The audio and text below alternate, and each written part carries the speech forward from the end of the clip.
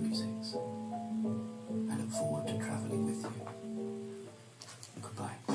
You could be a butcher, a baker, a candlestick maker. Perhaps you're a man about town, or you serve pints down the crown. Whoever you are, whatever you do, when out walking your dog, please bag that poo. Help us to keep Frome tidy. Bag your poo. Any rubbish bin will do.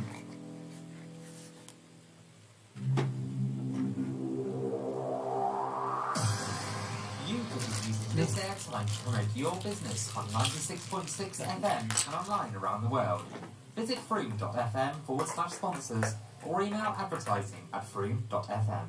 96.6 FromeFM.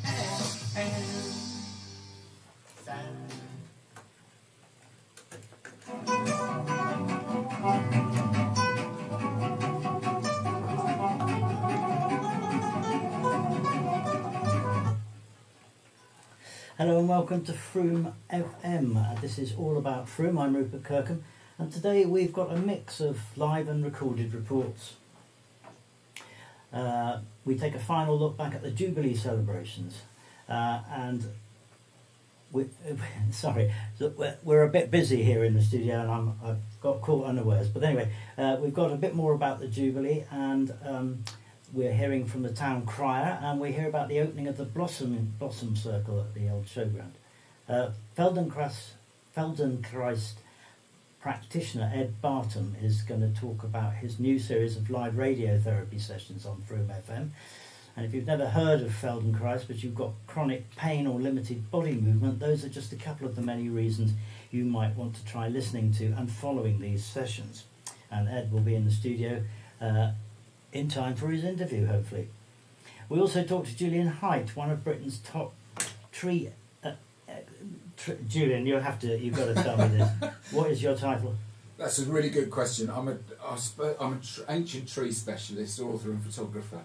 Right, that'll do me. For want of anything better. Okay, so. We'll talk more about that with Julian later. But first, our first guest today is Mel Warburton, and last week was Carers Week, and Carers Week is an annual campaign to raise awareness of caring, highlight the challenges that unpaid carers face, and recognise the contribution that they make to families and communities throughout the UK. So welcome, Mel.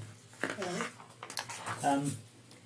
Can you just describe for us the events that led you to becoming a carer?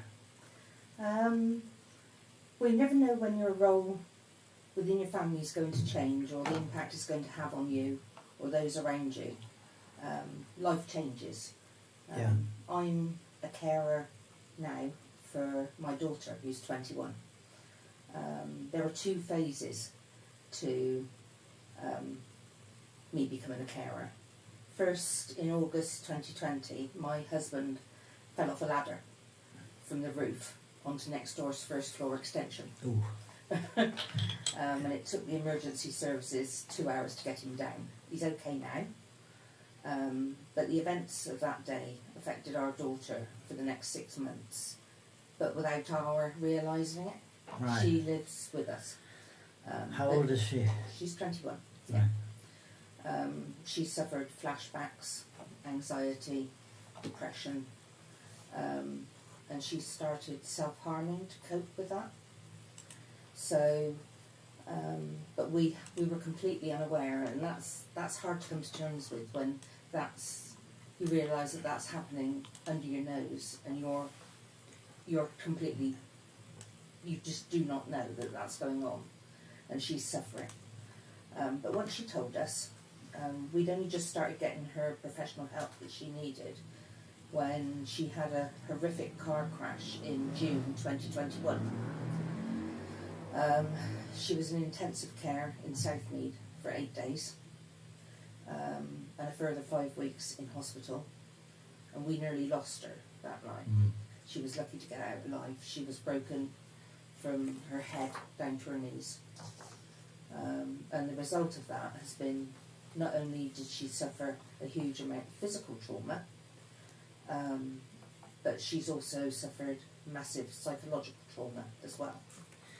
And this past year has seen her mental health dip to its lowest, where she's attempted to take her own life on a number of occasions.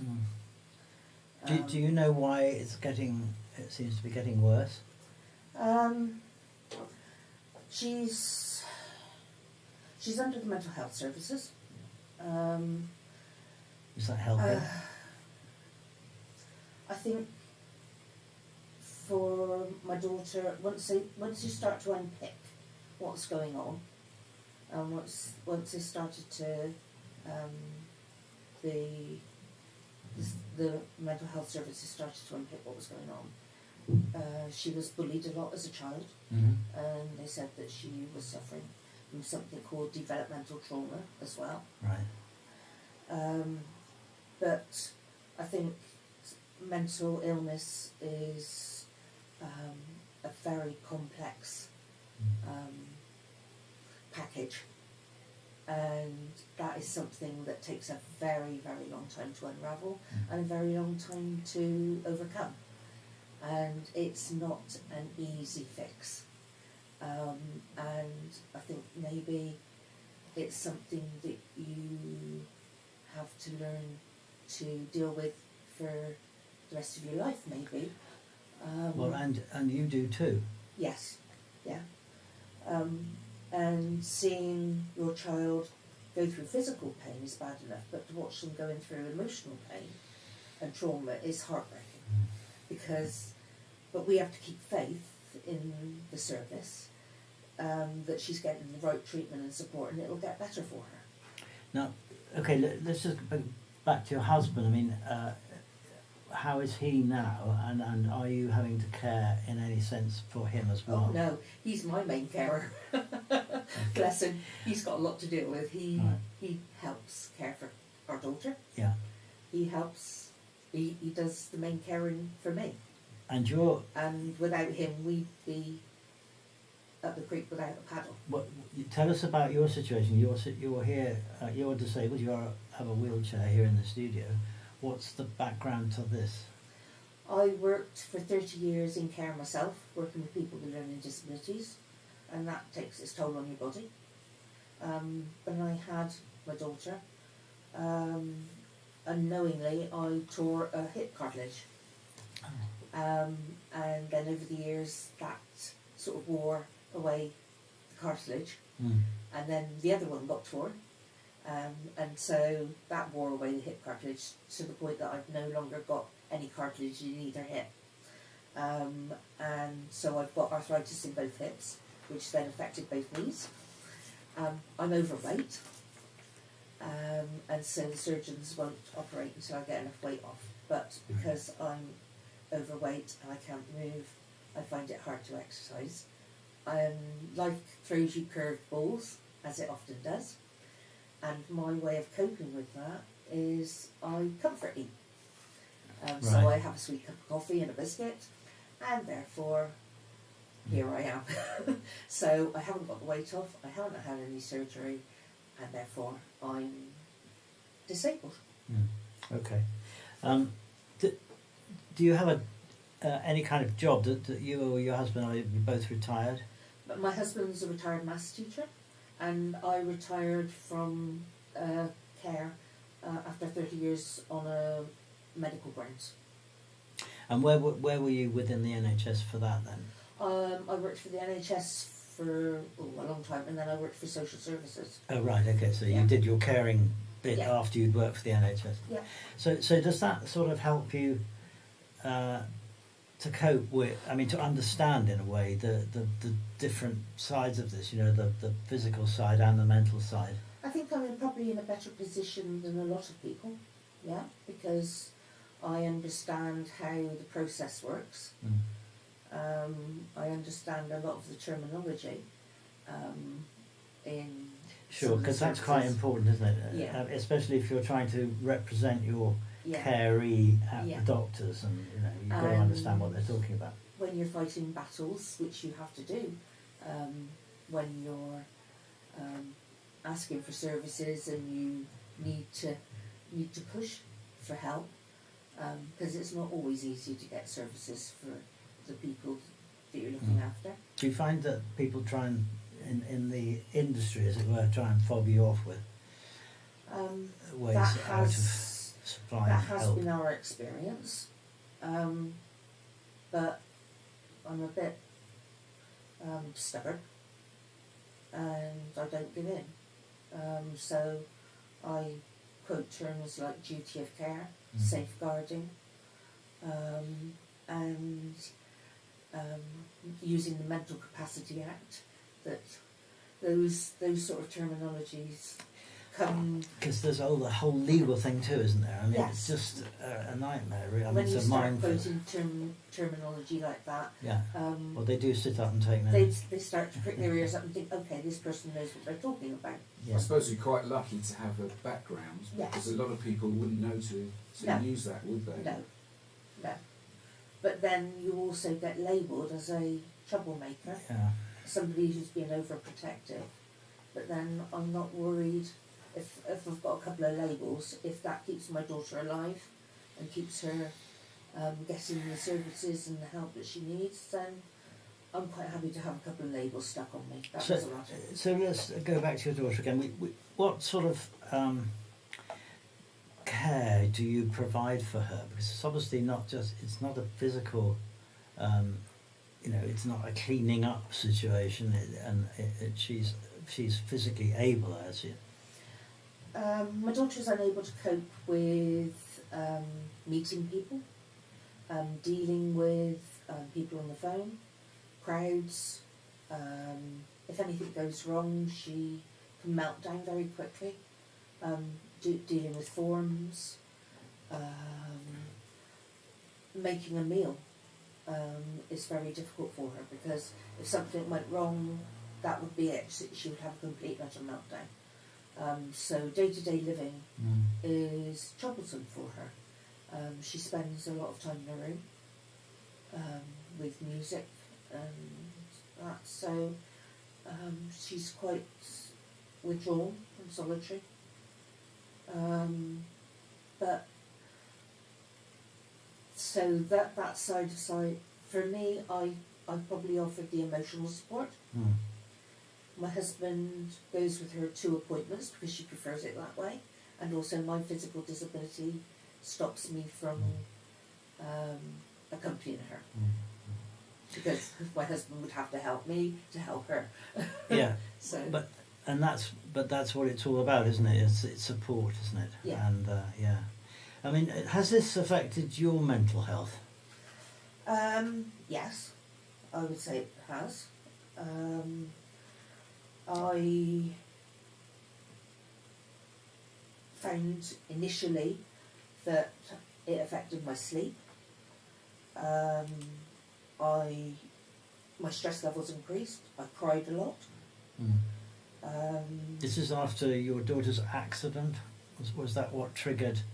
Even Before once that. we found out that she had been suffering Right. Okay. on her own, Yeah. because I felt guilty. I felt an immense amount of guilt. The fact that I didn't know it was going on under my nose, and I didn't know. And I thought, what sort of mother can not know that is happening? That must be a common feeling for people who are responsible for other people. Yeah. And then you've also, for me, I felt I fretted over how I was going to get help. I then get frustrated and angry when services aren't being delivered, and when the timescales are incredibly long. So that is difficult to deal with. But there are services out there. Our GP was amazing. The Glastonbury Health Centre was incredible. The doctors there were so supportive in that. Of you as a carer. As a carer, as of our daughter, and they also pointed us to a website called healthconnectionsmendit.org, and that has a list of amazing resources for carers, from helplines to different organisations all across the Mendits, and that which run like via the NHS, and that was our first port of call. Right, so, but of course you have to sort of self-refer, do you, to Some of these? it's self-referral, some of it the doctors will actually refer you. They referred us, or referred our daughter to mental health services. And Are you impressed with those? Are you happy with their performance? what the mental health services? That's a leading question. You don't have to say yes, you don't have to say no. No, Right. that's the plain simple truth. No, I'm not. Is that because are they understaffed, or they just... I don't know what the problem is. There's something called the triangle of care that the government encourages professionals to engage with families and to create a holistic approach. Like when you've got cancer patients, you involve the families and professionals and the person who's being treated to create a holistic approach towards care. That should be happening for people with mental health services. That isn't happening in the mental area at the moment. Right. They're failing to do that. Now, would you put that... I mean, obviously, you can't say precisely why that is, but I mean, does it have anything to do with financial resources that are available from various sources, from the government and so on? No, I don't think it's to do with financial Do you think it's an resources. attitudinal I think it's to thing? do with people's professionals wanting to change. I've worked in a service for 30 years, and I think it's about people's needing to want to change for the better good. No.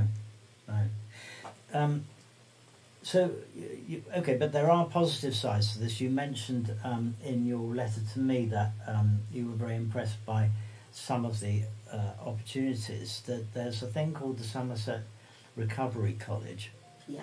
which in fact makes a programme on Frome FM every month, and I've been listening to that regularly, and it's a very interesting idea. That's an NHS funded organisation. Do you have any experience of that? Yes, I've just done a course, a 6-week course that was offered via the carers service that I'm under, and it gave me the opportunity. It was just an afternoon, 3 hours on a Thursday afternoon over 6 weeks, and it covered different mental health aspects, and it gave relaxation, but it also gave you the opportunity to meet other people that were in a similar situation as myself. Was this in person or online? It was in person. They do offer online courses as well, but this was in person, and it was fabulous. Different people that I met. Some people were very timid. It was a safe environment, Rupert. It was. You shared as much as you wanted to share. You didn't have to tell them your story if you didn't want to. But I saw people that were very reluctant at the beginning to open up. By the end of it, people knew their story. They were able to, if you wanted to have a good cry, you could have a good cry. So you supported each other. It was another avenue to be able to gain support from somebody and go home with new ideas, more knowledge and skills. We had relaxation techniques, things like that as well. But also from that, we've built a peer group that we're now going to continue meeting once a month to continue that support into the future. So there's an opportunity from that. So you've recognised that getting out there into the caring community, if you like, is worth it. I think a lot of people don't, either because they don't have enough time, or they think they don't have enough time, or they're just dubious about getting involved with other people because their situation is very specific to them and so on. Do you think that's a problem with carers in general, that they don't really, some of them don't want to get that help, or don't know how to, perhaps? For us, when our daughter got referred to mental health services, we were offered a carer support, and we had a phone call, and I initially thought, oh, well, I don't need that. So I was reluctant, even though I've worked in care for I don't know how many years. So that phone call, when it came to me, so we were given that option. So I had a phone call from a lady. So it's on your own terms. And she phoned me, gave me her telephone number. I put it in my phone, and I thought, I'm not going to use it. And for a couple of months, I didn't. But then all of a sudden, things started to go wrong at home. And I phoned her up one day, and it was the best decision I ever made, because she phones me once a week or whenever I'm in crisis, and that I can phone her. So you don't have to go out of your home.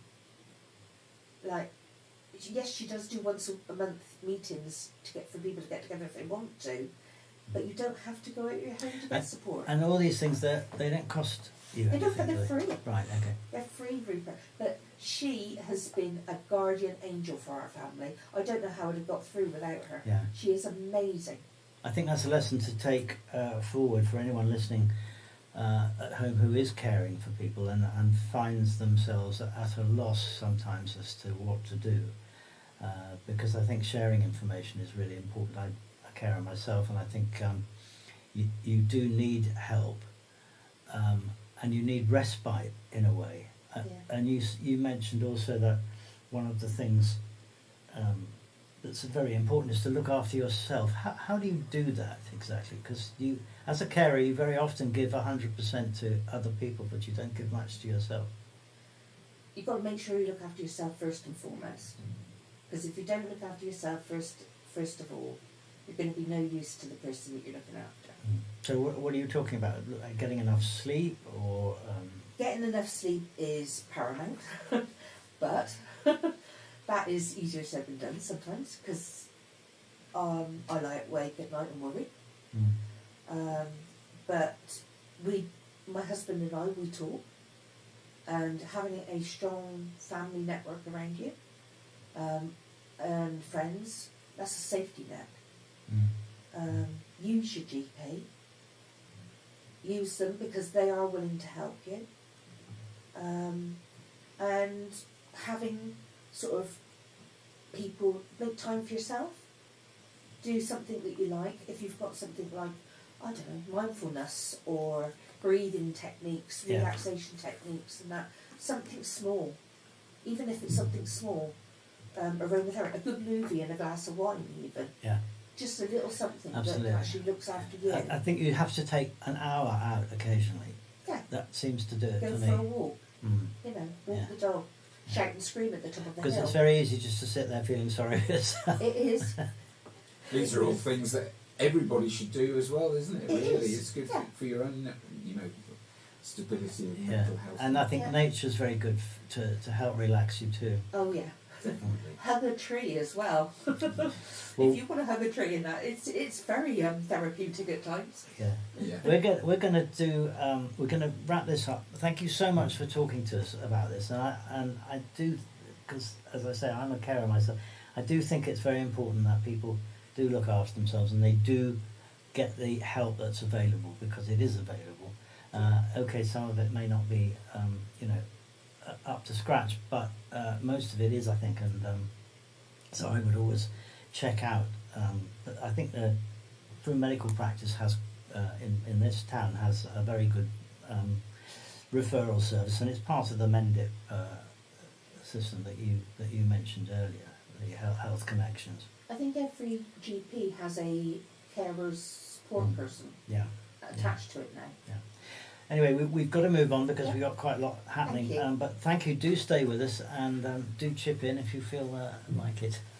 I'm going to we're going to move on to caring for yourself. But in fact, what I'm going to do now is just play you a little bit from the Jubilee celebrations that we need to wrap up, because it does lead into an interview with our guest Julian Hight. So this is a piece that Julia recorded on the old showground.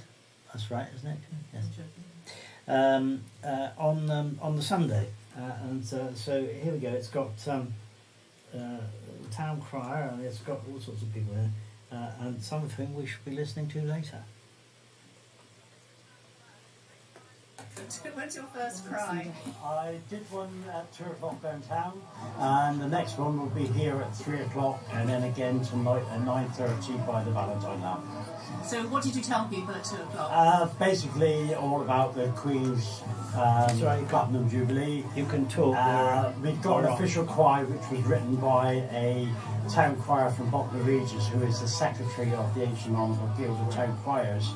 She's written the cry, and we're all doing that one, but I've written one on my own, and Dan fantastically the second one as well, but whether I'll get another chance I don't know.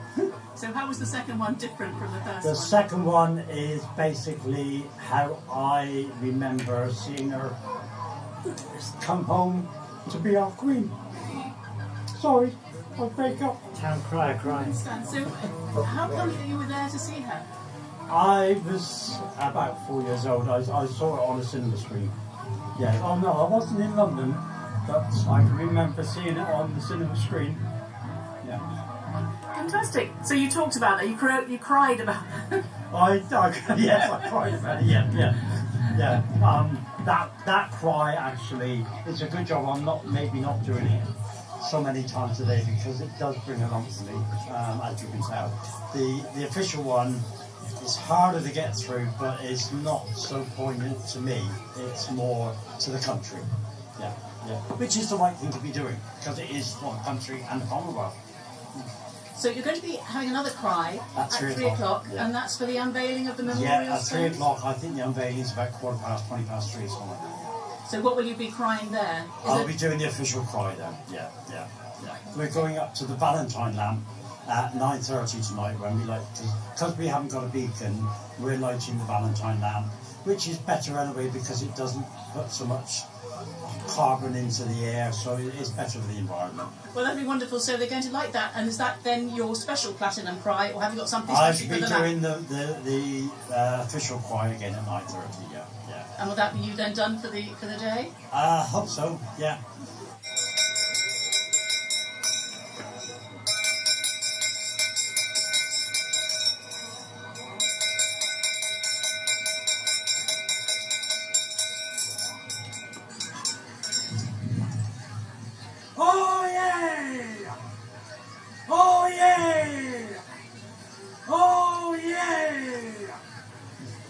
Today, in our nation, it's all right, we're on a pre-record.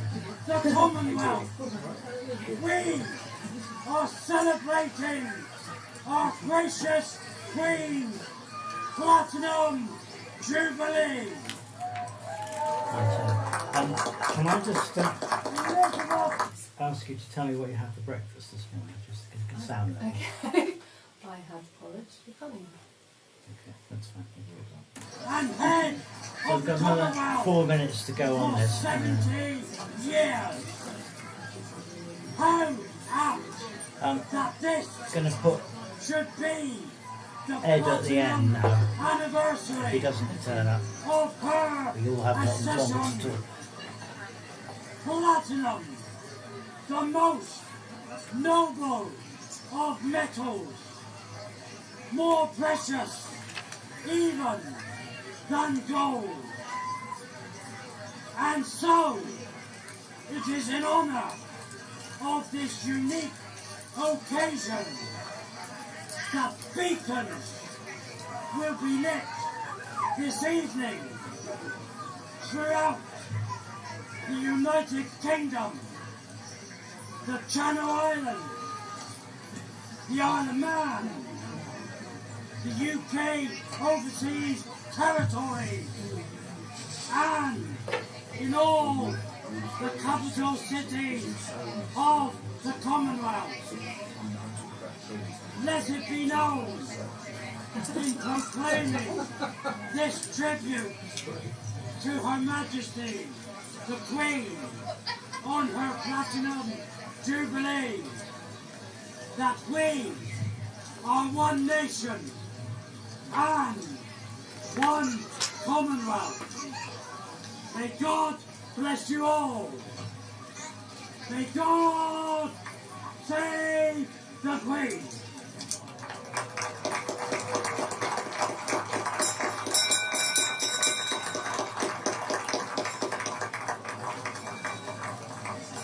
Big thanks to Mike and Angela, the town choir and Lady Town Choir, for his words and for coming. What a glorious day for the town to get together. Whatever it is that you're celebrating, it's really nice to be celebrating trees and sunshine and each other and some beautiful weather bringing us all together. I'm going to hand over very quickly to Julian Hight, local tree guru, who's going to tell us about the winter oak. Thanks, Sarah. Good afternoon, everyone. Great to see so many people here. My name's Julian, and I've been working with Frome Town Council to put some oaks, some of our old Selwood oaks from the Selwood Forest, in the green spaces around the town. And right here in the middle of this circle, the centrepiece tree is a tree we managed to get from Windsor Great Park. So Windsor is probably the best place in Europe for ancient oaks. And from 1,000-year-old oaks that grow there, we've managed to get one here, and hopefully that'll grow on to be a meeting place and a landmark of Frome for hundreds of years to come. So I'm going to do a little tree walk and talk, starting from the tree after this. If anyone wants to join me and learn a bit more, I'll be very happy to join you there. Thanks very much. And back to Sarah and the mayor. Thanks, Matthew. And I think there's one more task that falls to me, which is to unveil, to take this lovely purple velvet cake off of this Jubilee rock.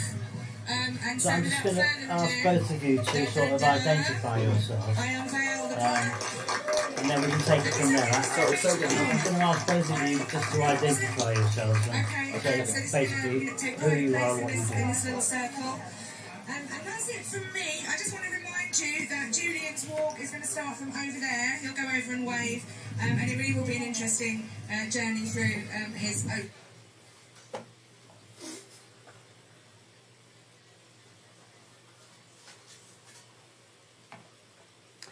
Well, that was pre-recorded by Julia on Sunday, the Sunday of the Jubilee weekend, and thanks to her for that.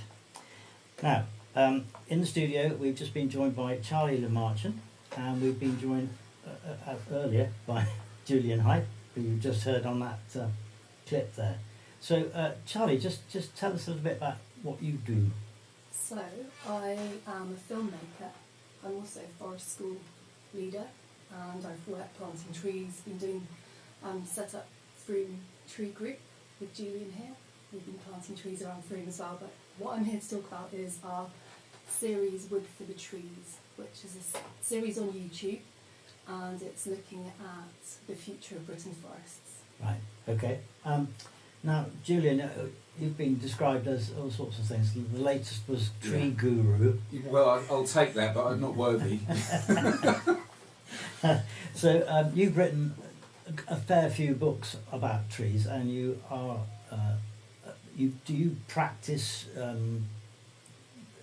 tree growing or? Well, I do actually, but I've just came at it from a very a sort of organic way, really. I grew up as I've been a graphic designer all my life in my trade, but I've also had a love of nature and ancient trees, and I almost stumbled upon it as a hobby. I started going to look at ancient trees in the landscape, and I take photographs, so I photograph them. And I found old photographs from 100 years ago, so you've got that sort of historic perspective on some trees, that we don't really know how old they are. Some of them could be 1,000 years old, but looking at 100-year-old photographs, sometimes that tree hasn't changed a bit. So it just gives a little bit of visual dating and a little bit more evidence to say, well, maybe they are 1,000-year-old trees. Just fascinated me, really. So it just started as a hobby, going to visit these ancient trees and all the things that happened underneath them, the history. Sort of as much about people as it is trees in a way, because we've evolved with them. And because I was a graphic designer, I thought this would make a great book after I'd become totally obsessed with it and travel around the country. Wondering how you were going to make some money out of it. Well, it wasn't that actually. Money didn't come into it ever, because I've travelled the world looking at trees now, because I ended up going to 39 countries to look at magnificent trees. I'll never get that money back. It's life experience, and I think that was on your dollar, was it? It was, yeah, totally. So I think you've got to, to write a book, you've got to have a passion, especially the amount of research that goes into something like this, because there's a lot of research, and I'm sort of self-educated, so I get almost embarrassed when people call me a tree expert because I don't look at myself like that. But I've been doing it for 15 years now, and I just feel really lucky that there's a big interest for it, and I happen to be in that. I mean, when my first book published, I sent it everywhere to pretty much every publisher in the country, and it was like getting. I'm a musician as well. It was like getting knocked back from a record deal in a way, but eventually it fell on the right desk at the right time, and it just. So I feel lucky, and it's just grown very slowly and organically, really, and that's so. Charlie, just explain where you're coming from in terms of your project. Yeah, so I've been interested in trees for quite a while. I'm trained as a forest school leader, but I've planted forest gardens before. But I'd also done some filmmaking previous to that, and I was working on a film about 3 years ago, and it's kind of a series of events where where someone who was volunteering, Jenny MacDonald, who was volunteering with Shared Earth Learning, had just started working with Vasting Timber, and she put me and Tom Barnes together to see if we could kind of bring our ideas together. So the idea is Tom's coming from the timber trade, which doesn't seem to fit with the kind of ecological message, and I'm coming from much more of the environmental, ecological side. Right. But actually it's kind of finding where those two things meet, and I've been learning a lot and he's been learning a lot, and we've been talking to lots of experts on trees, and so we're just at the start of our second series. We've done 10 films already, from talking to people that are breeding straight trees for the timber industry to the head of Rewild in Britain. We went to NEP. That was really interesting, and all sorts in between those two things. And I guess we're kind of seeing some common threads that come through, and the second series is looking at those threads. Right. But we wanted to go back to the beginning of why we started doing this, which was at the last general election, all of the different political parties were kind of vying with each other for how many trees they were going to plant, because it was the big kind of issue at the time. And we wanted to look at, basically, can we plant our way out of the climate crisis? Because that's what it was looking at. So kind of what it was that's saying. your recent film, and I have taken the liberty of getting a couple of clips from that film. So if I can play those two, then we can take that forward. Yeah.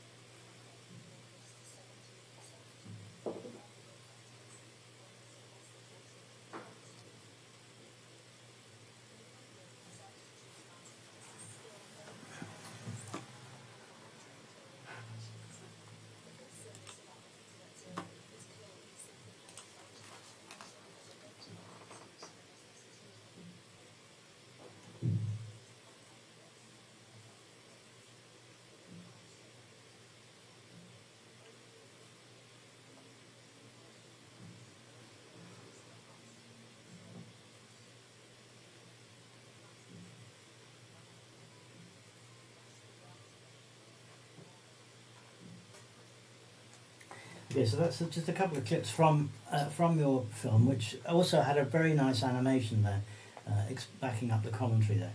Yeah. Okay, let's just tackle this one, and then we can talk about the other side of trees. But Julian, how do you square? I mean, you don't have to square anything, but I mean, what do you think about this whole business? Trees seem to be the byword now for getting ourselves out of the climate crisis, but they clearly can't unless we do something as well. Absolutely, I think that's key, and actually 2 points from listening to that now. The first one, you mentioned the difficulty of sort of squaring, a bit in nature lover and ecology with trees as a resource, But the thing is, we've always used trees as a resource, forever, since we've been since they've been growing in this country, we've used them in one way or another. I think the key word is sustainable, you know, which is we used to pollard our trees so they'd regrow, and coppice trees, you know, it's this whole idea of rather than deforestation, taking a whole forest out, which is clearly not good for the environment. You know, half the things we look at every day are wood. I mean, there's wood in this building, your house, you know.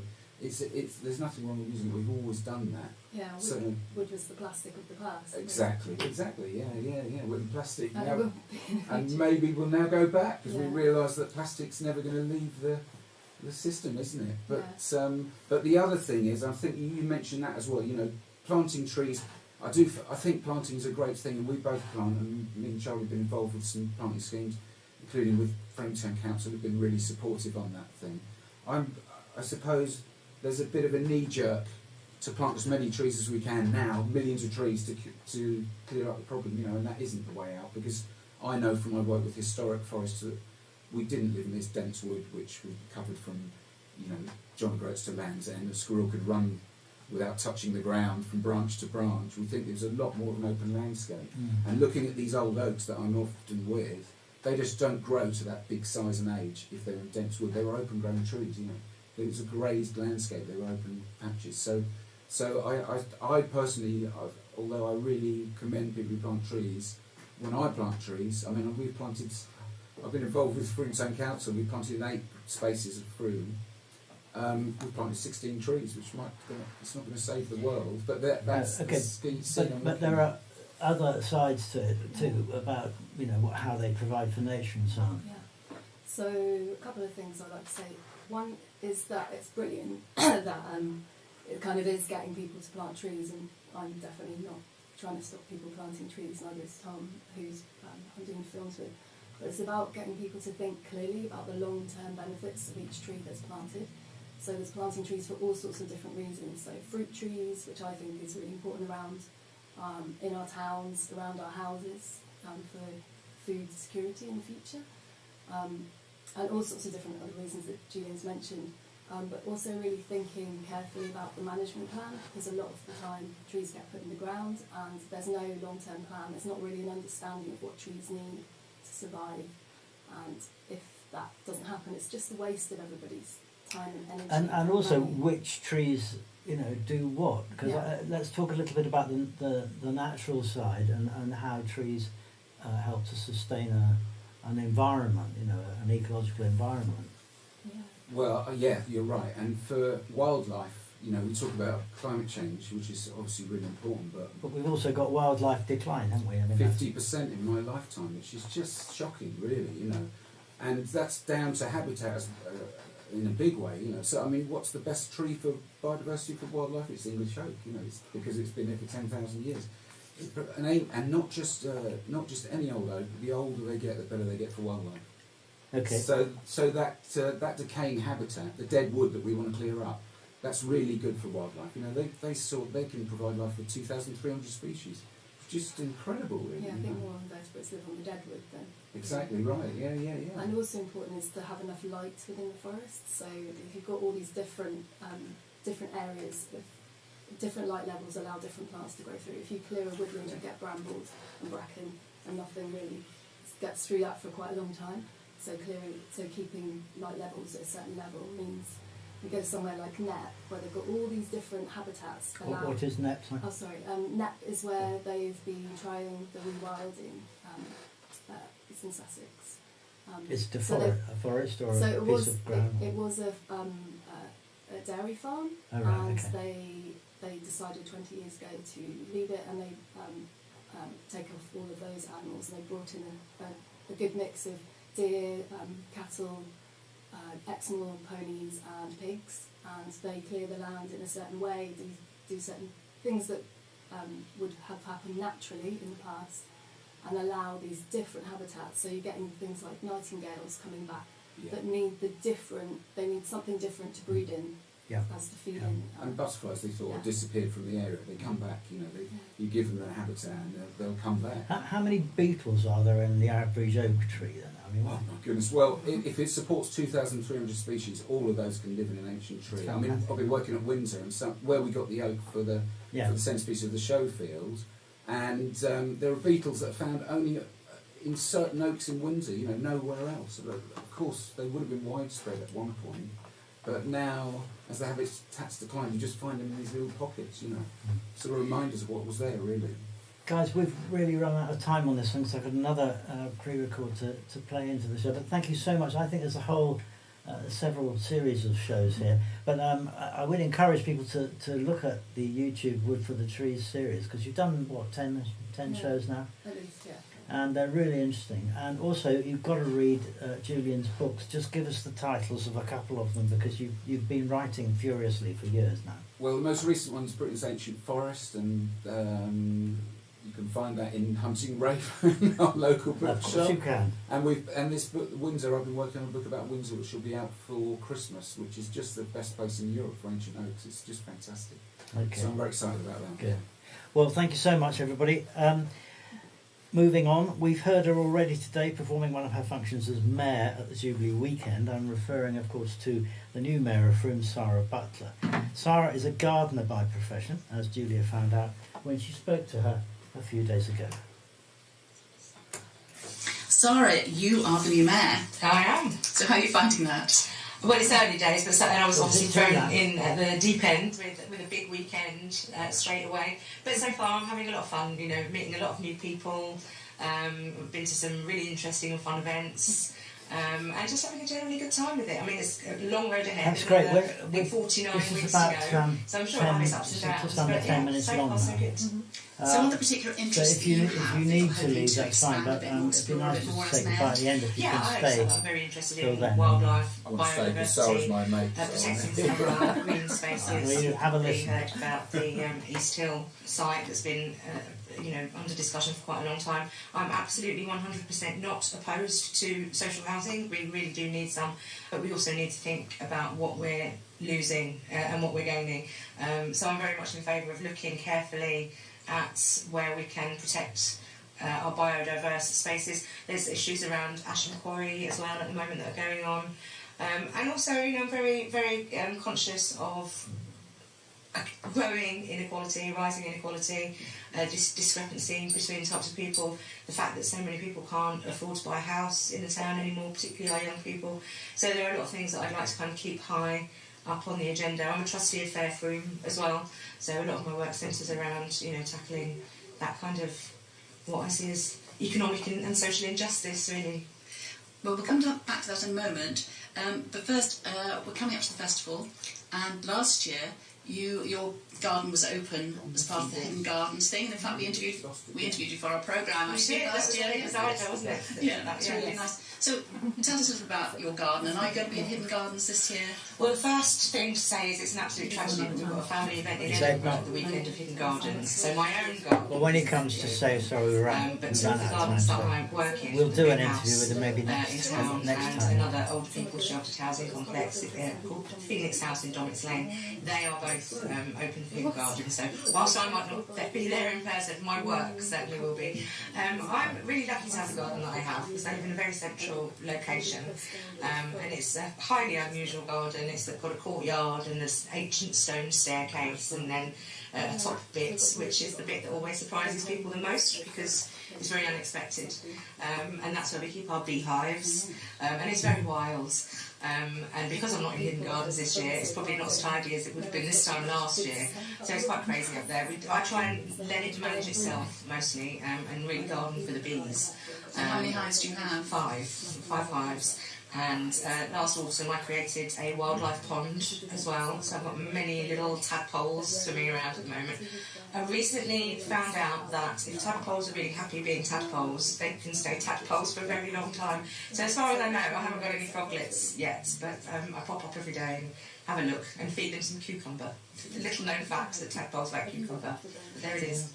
That's wonderful. So when you say you work at the Blue House Garden and the Phoenix House Garden, so what do you do there?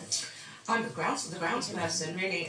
So I look after the whole garden at the Blue House, and I'm sure you've been in there. It's a very big and beautiful, quite traditional garden. The only thing I don't do there is mow the lawn. I'm not a lawn person really. So there's a very helpful, handy person there who mows the lawn. And it's a bit of a compromise. They employed me knowing that I'm a wildlife gardener, so I don't use any chemicals or treatments or anything like that. And the compromise seems to be working so far, in that as long as the front borders are looking lovely and weed-free and beautifully floral, I seem to be getting away with letting quite a few little back bits go wild. And then at Phoenix House, which is up at Dorrit Lane off Nunny Road, I look after some individual people's gardens there. It is all sheltered housing, but it's a really beautiful spot. And every apartment has their own front garden, and some of them are just beautiful. You know, it's amazing what people can do in small spaces. So I look after about 4 or 5 of those, and then some of the communal shared spaces as well. So again, I've got quite a lot of hidden gardens action going on, even though I won't actually be there myself. So coming back to your work with Fair Frome, what do you think we're doing right in Frome in relation to tackling poverty and inequality? I mean, I think there have been some really great initiatives lately. So, you know, things that spring to mind are the health connectors and the battle against loneliness. I mean, so many of these things are interconnected, and you often find that people who are living in isolation are also the same people who are struggling financially or economically, and you know, suffering from loneliness, which then impacts on people's health, which again, right at the end, the cycle of you know, poverty and access to services and things like that. So I think Frome has a really kind of hands-on and well-networked set of support services, which is great. And obviously Fair Frome does a fantastic job. It's so much more than a food bank. You know, provide lots of outreach and got lots of great relationships with other service providers in the town and other referrers. And Frome is just a very networked place. You know, I mean, people always fall through the gaps. That's something that we have to continue to bear in mind.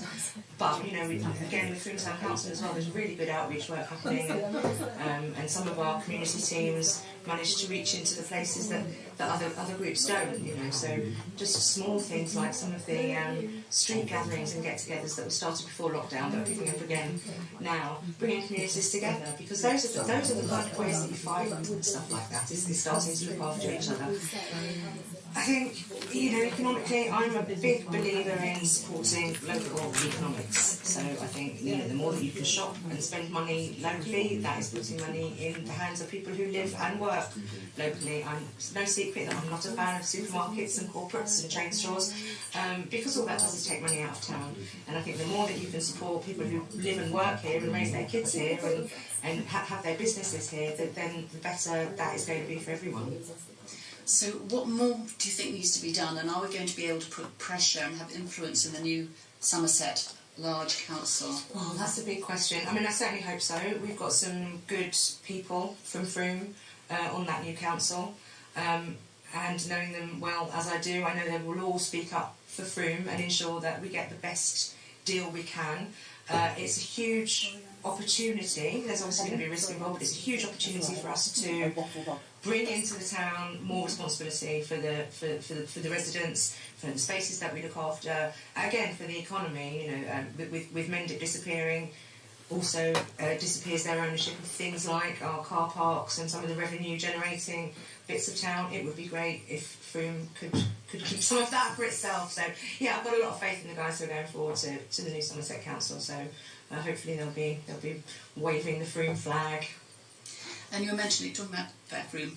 In fact, although it will have gone by the time our programme goes on air, you're saying that Fair Frome are actually holding a special meeting tonight. We are holding an event this afternoon, which is a private invitation event, lots of stakeholders coming along, really to look at the problem of poverty and inequality in town, and what we as service providers and various other stakeholders can do about that. It's primarily going to be an idea generating session at this stage, but I think that kind of proactivity is what's needed, really. You know, this is not going to get any better anytime soon, so we need to look at ways that we can perhaps reshape things and work with other organisations to again make sure people aren't falling too far behind.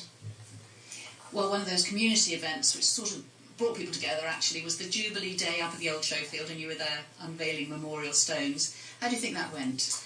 I thought the picnic went brilliantly, actually, and I think I said in my article that week in the paper, it doesn't really matter what your feelings were about why it was happening. The fact that it happened was just a great thing. Obviously, the great British weather was on our side for once, and it was a really good turnout. The work that the Rangers had done up at the meadow there was just beautiful, and everybody was appreciating it in a way that perhaps they hadn't been able to before. There were a lot of people in mobility scooters, people with other access issues that were able to get around the space much easier than they used to be able to with the new paths. And it was just a beautiful summer's afternoon, really. Yeah. Well, before we stop talking to you, you're also in a band. I am in a band, yes. Tell us about the band. So I am in a band called Back of the Bus. I play guitar and sing with all of my best buddies. There's 4 girls. And 3 guys, and we've been together since 2017 now, and we're quite busy on the Frome circuit. We've done a few festivals, and we're playing, in fact, in the Frome Festival this year, and at Boomtown Festival later on in the summer as well. So yeah, we get around and we love it. I think it's the best gang you're ever going to be in is being in a band. Oh, well, yeah. So what sort of music?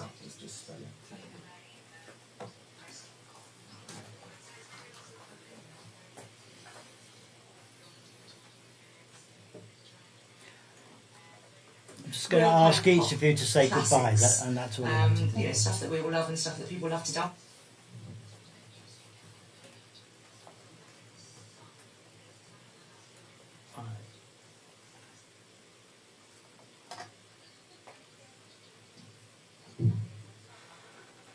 Well, that was the new Mayor of Frome, Sarah Butler, talking to Julia Wellard. Our next show is on the 28th of June. It's a sort of pre-festival edition. We'll be talking to Martin Dimmery, directing the festival for the last time, and previewing some of our favourite events and some of them that we haven't had before.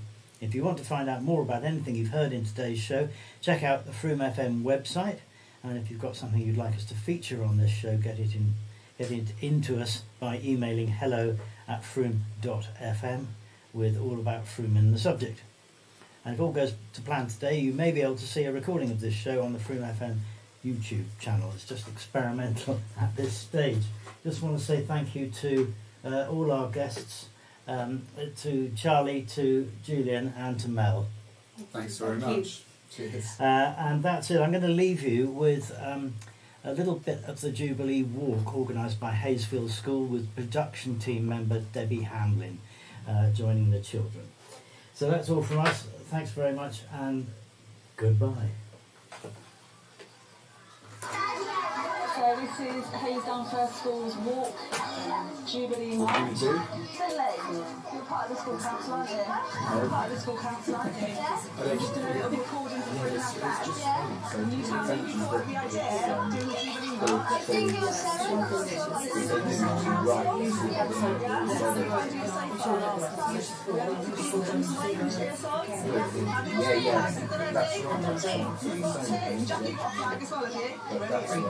You're on the radio. There's lots of children. How many children are there? Over 300. Over 300 children. It's amazing. You can hear them all now. Everyone sounds very happy at the moment. I was going to mention, I do, there's loads of things I was going to mention. Can we have another hour? Yeah, I'd like to have another. I know, I'm sorry. That's alright. Run away with I was just going to say, I do a heritage tree walking through, and people come out and we do a walk and talk about trees, which Well, let's do it. is quite a nice thing. So, Record it. Oh, okay. Well, I was just going to say, could you give it a plug at some point if I send you an email? Okay, I've just got to go off there for a sec.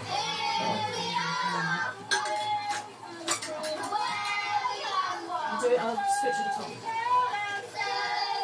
I'll do it here and then.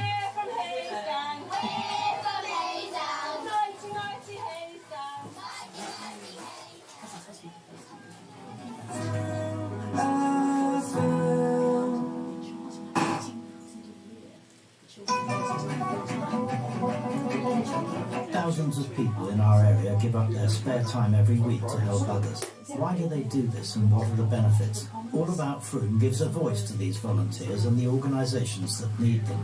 If you want to recruit volunteers or join a volunteering organisation, don't miss All About Frome on Tuesdays at 12 and 6 p.m, with repeats at 1 p.m on Saturdays. See Frome.fm for details of all our programmes. Hello, this is Jeremy Westcott from Westcott's World. I'm on your radio from 12 till 1 every Wednesday and repeated during the week. Now, if you like really good music from people like the Beatles, the Rolling Stones, Tina Turner, Johnny Cash, Travelling Wilburys, etc., and a bit of fun from Terry Wogan, Tony Hancock, Rowan Atkinson and Joyce Grenfell, this is the show to listen to. I hope to hear you soon. Bye-bye. Are you supporting someone with cancer? Would you like to meet and talk with other people in the same situation? Local charity, We Hear You, offers a support group for carers like you in Frome. Call us on 01373 415 255 or look at the website www.wehearyou.org.uk. We Hear You. Woodlanders groups when they were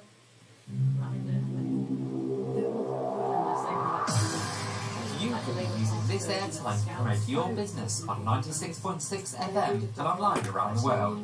This next show is quite interesting. It's River Memories from Friends of the River Frome. Oh, okay. They've done 2 28-minute shows, interviews with people. Yeah, we planted a tree with Haysdown School. One of my elks there, and the kids came and put it. They got their hands dirty and they put it in. You know, it's really nice. This is the stuff she mentioned. It's John School. We planted a tree and we talked about them. So it's getting young people involved and getting feeling some ownership of that tree and watching it grow. You know. But anyway. Well, I mean, we can do lots more, Julian. You can have your own show if you want it. Well, maybe I should think about... Certainly do some walks and talks. I do walks and talks. I think I might work on radio, but actually that recording was really good, isn't it? Of the Punch Day shows. Very good. Yeah, really, it sounds great. That's great. And others in the media share how the river affected their lives.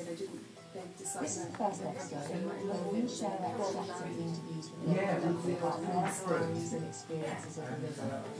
But you'll be able to hear the full project online. So it's lovely to meet you, and let's hope that come and do something else. We're a community radio station, and you can come and do anything you want. Okay, great. Your own show. I used to help run a radio station at my university. Right. And we do like a month-long kind of thing.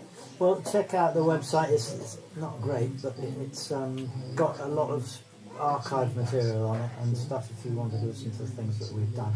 Yeah. There's some very interesting community programs going on, and there's also a lot of niche music. Some Alex. Yeah, Alex Hart. Yeah, she's before us. Well, of course she is. Yeah, she sends me links. I don't always listen to it. Completely mad. Well, she's just like a dynamo, isn't she? Exhausted. Yeah, no one can keep up with her. That's the problem. Will a link to this be? Will I be able to get a link to this? Because we've got a Facebook page. I'm trying to keep putting things on. Do you want me to extract the interview and that would be send great. it to you? Yeah, that would be great. I don't think I've got your email, so if you put it on the WhatsApp, I'll send it. Yeah, I'll send it. Yeah, I'll chop out that whole piece and send it. Great. It's going out again at 6 o'clock tonight. Oh, okay. Oh, that's helpful to know. So I've got to go back and just edit it a little bit. Great. Anyway, and also... Julian and I met, we didn't say this, but Julian and I met under a tree. In the car park. Yeah, But it was measuring, I was. Charlotte was measuring a tree, and I was like, what are you doing? We didn't know each other. No. Where are you from? None of it could be used, and the whole lot was dumped into the communities and various places all over England, and it was never used. It was meant to be used to melt down. Oh yeah. But it couldn't be used to Come and do a tree show. I'd like to see that actually. Yeah, that'd be good. Because there's so much to talk about, and I think there's many things I want to say. I'm sorry. Well, don't be sorry. Just that's radio, isn't it? I'm just used to it. It's just live, isn't it? You get your bits off. I think so. I think it'd be worth So we always used to go down and catch the bats. Yeah, why not? Things that we used to use, we do like in our ladies. and move around. Was it quite shallow? Very shallow, I would think, because it wasn't over on the side. You can pre-record it and we can just put it out on our summer break. Several, yes. Yeah, definitely. Yeah. And I'd rather be mounted in both out on the house, both sides. Have you heard of the climate before film refugees? Is that what we Refugees from London.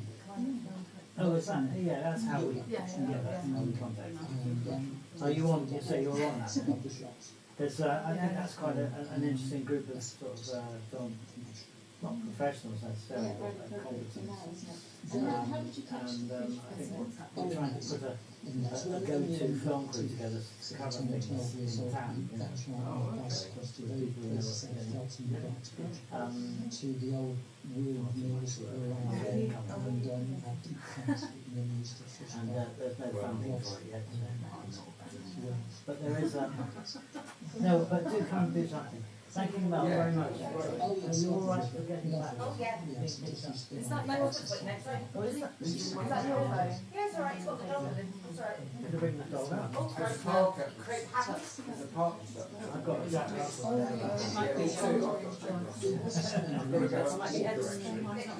Waiting, she'd be very angry. So, the gardening, you walk in all the shops, Nice to meet you, Tim. Oh, okay. and then you just walk round the corner, which is the business shop and shoe stores. But behind that, then there was Thank you very much, Rupert. That was lovely. semi-derelict building, which was the Freetown Family Hospital. I think it must have been possibly chapel, I'm not sure. All right. Well, hopefully see you again one day. Through that, Good luck. through some gates, and then into my dad's garden, which was parallel to the river. Quite a high stone wall all the way down next to the river, so it didn't flood into the garden. And it was very fertile. Yeah, so it possibly been close to the river, and he used to grow apple trees down there, pear tree, I think, in the greenhouse, and